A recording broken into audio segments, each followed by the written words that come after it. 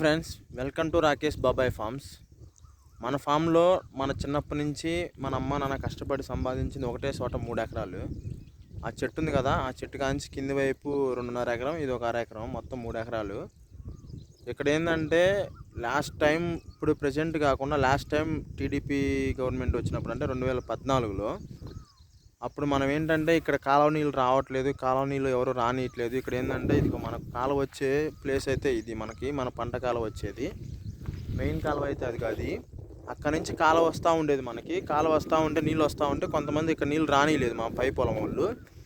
అప్పుడు ఏం జరిగిందంటే ఈ 3 ఎకరాలు మన కాలువ నీళ్ళు రాక మనం ఇబ్బంది పడుతూ ఉంటే మా నాన్న వాళ్ళు ప్లాన్ చేసి ఇక్కడ ఒక పొలం, ఇదిగో ఈ కరెంటు పోల్ మధ్యలో, అప్పుడు కరెంట్ లేదు, అసలు బోర్లు అవి ఏం లేవు, ఇక్కడ కాలువ వస్తేనే వరి నాటేవాళ్ళు. ఇక్కడ ఒక ఎకరా పొలం తీసుకున్నారు.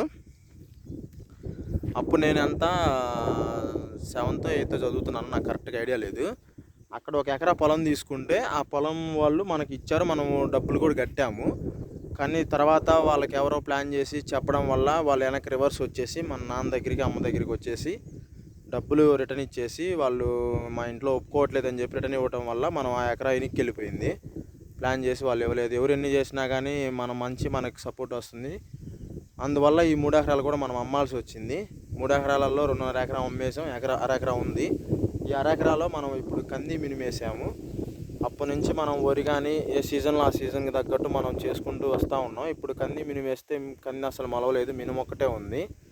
ఎవరు ఎన్ని చేసినా కానీ ఫ్రెండ్స్, మనం మంచి చేస్తే ఒకరికి మనకు మంచి వస్తుంది, చెడు చేస్తే చెడు వస్తుంది. ఈ రోజుల్లో ఎమ్మటే కనిపిస్తుంది అది. తెలిసి ఒకరికి అన్యాయం చేయకూడదు, ఒకరికి మోసం చేయకూడదు. తెలియకుండా చేస్తే అది దేవుడు మనల్ని చూస్తాడు. తెలిసి అయితే మటుకు ఒకరికి అన్యాయం చేయకూడదు.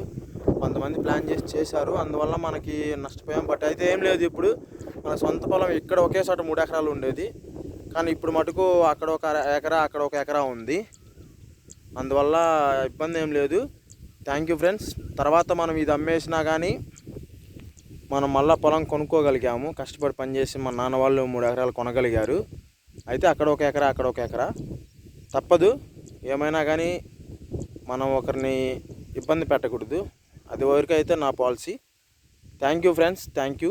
జై జవాన్, జై కిసాన్.